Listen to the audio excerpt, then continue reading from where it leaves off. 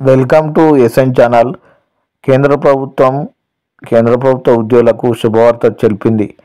8వ పే కమిషన్కు కేంద్ర ప్రభుత్వం గ్రీన్ సిగ్నల్ ఇచ్చింది. 2025లో కేంద్ర ప్రభుత్వం ఉద్యోగులకు శుభవార్త తెలుపనుంది. కేంద్రంలో అధికారంలో ఉన్న మోడీ సర్కార్ ఉద్యోగుల కోసం 8వ వేతన సంఘాన్ని ఏర్పాటు చేసేందుకు అనుమతి ఇవ్వడంతో ఉద్యోగులు పండగ చేసుకుంటున్నారు. ప్రభుత్వ ఉద్యోగులు, పెన్షనర్ల కోసం 8వ వేతన సంఘం అమలు కోసం కేంద్ర ప్రభుత్వం ఒక కమిటీని ఏర్పాటు చేసింది.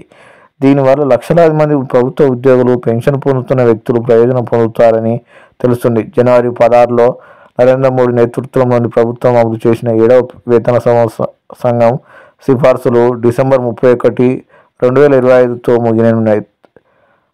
దీనికి ముందు ఏర్పాటు చేసిన వేతన సంఘం విషయంలోనూ 10 ఏళ్ల కాల వ్యవధిని భారత ప్రభుత్వం అనుసరించిన సంగతి తెలిసిందే.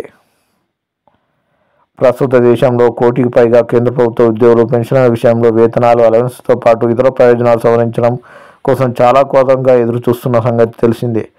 కేంద్ర మంత్రి అశ్విన్ వైష్ణవ్ 2026 నాటికి కమిషన్ను ఏర్పాటు చేయాలని చూస్తున్నట్టు తెలుస్తుంది. ఫిబ్రవరి 1న జనవరి 2025న జరగనున్న కేంద్ర బడ్జెట్ ప్రజెంటేషన్లో దీనికి సంబంధించిన ముఖ్యమైన పరిణామాలు వెల్లడి కావచ్చని ఉద్యోగులు ఆశాభావం వ్యక్తం చేస్తున్నారు.